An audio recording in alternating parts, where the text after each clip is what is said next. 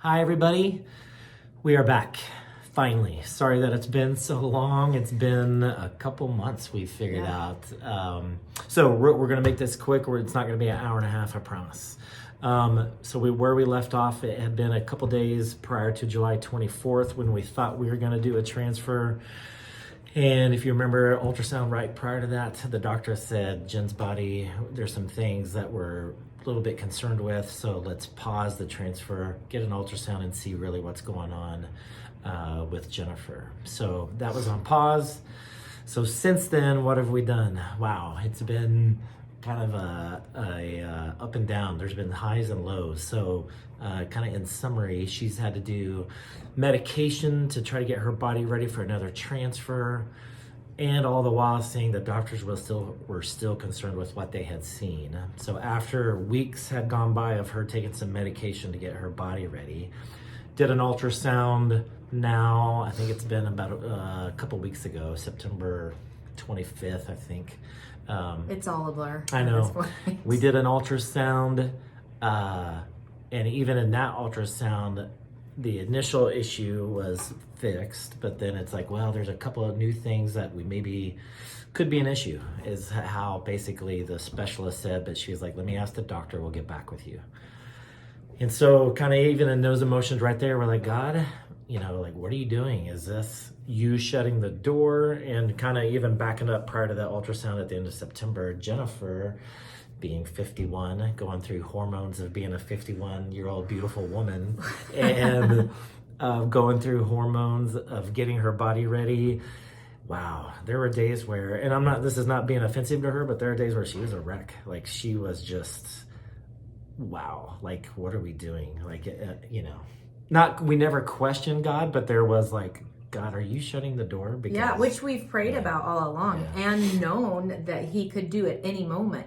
But the first, is it 18 months? I don't know. The first, from the very beginning in 2024, all the way to July, every single door just flew open, and we just walked on through.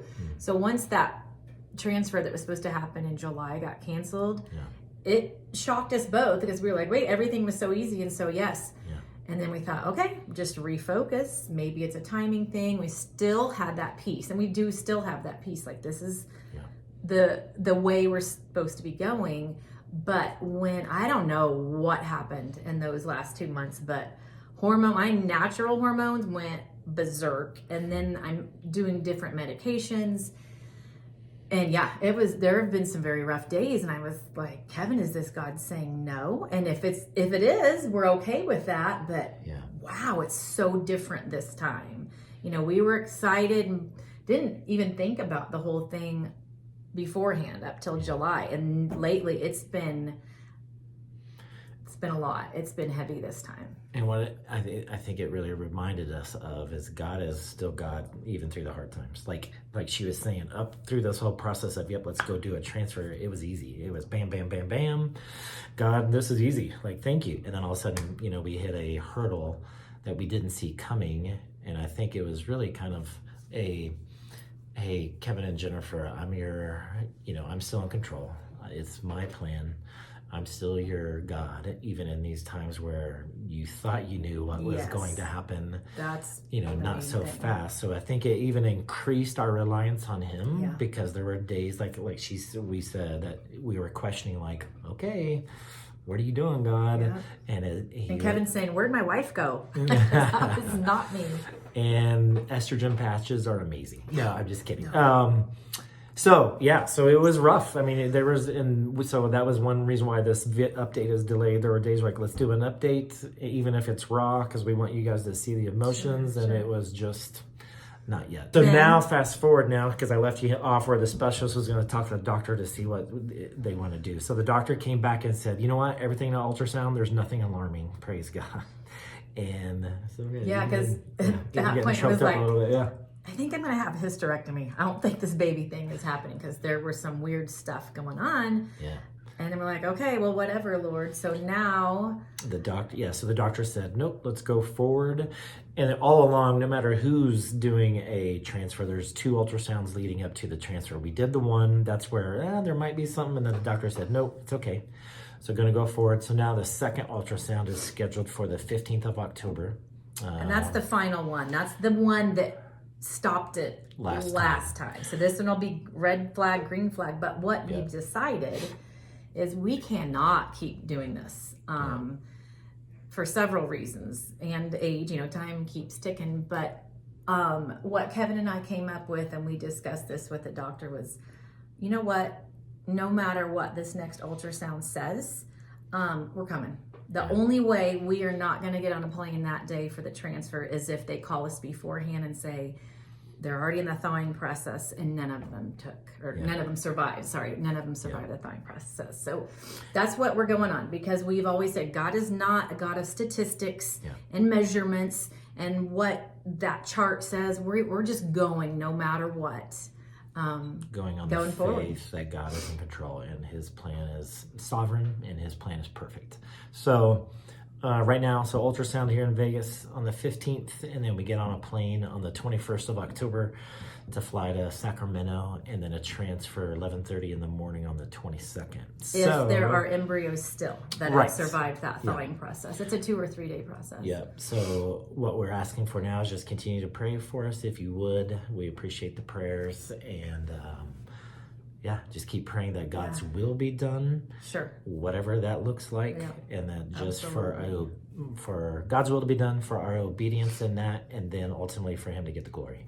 Yeah. Those are the three things. Yeah. So in the ideal walking forward, the next update we will be doing is after the 22nd, even that afternoon, maybe while we're still there, because we're going to know something. Yeah, somewhere in there, and maybe the night of the 21st, we'll know that so many are ready. Oh, that's true. You know what I mean? So we might give you an update between knowing how many were survived the thawing process, and then leading up to the transfer, and then maybe we'll do some right after the transfer. I don't know. There'll be quicker updates is the point. Yeah. So keep checking the channel. Keep us in your prayers. To God be the glory. Yep. And we are still going forward, and we're excited. It's exciting. Yeah, it's exciting because, again, we're this close, but at the same time, I'll tell you guys this. On these days that have been rough, which is an understatement, I think. You could even ask our kids. So when he was talking about the rough days over these last 2.5 months, again, we know this could lead to a hysterectomy. So we're either going to have that done or a baby.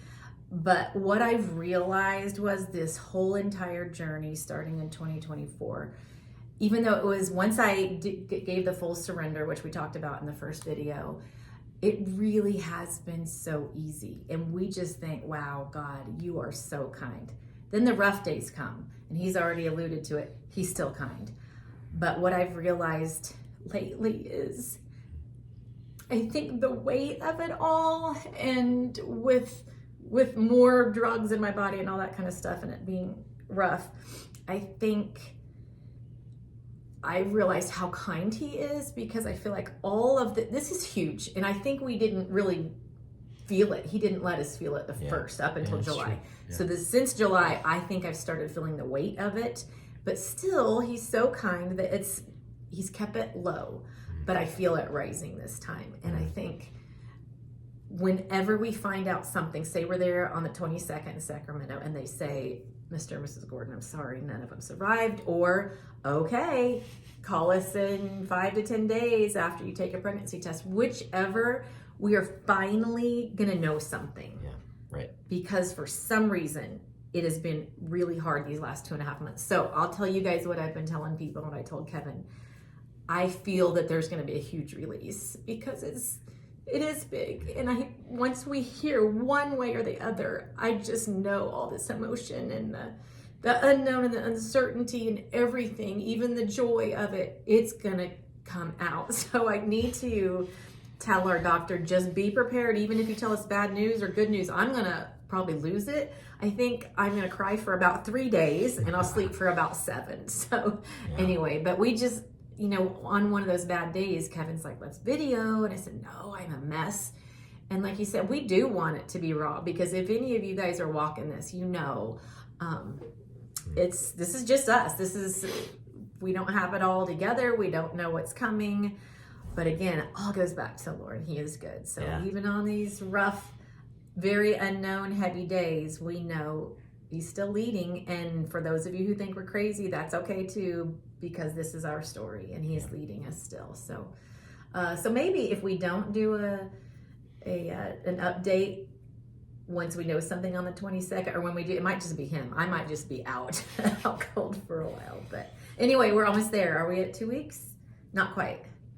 Tuesday Almost. will be 2 weeks. Yeah. All right. So thanks for hanging with us.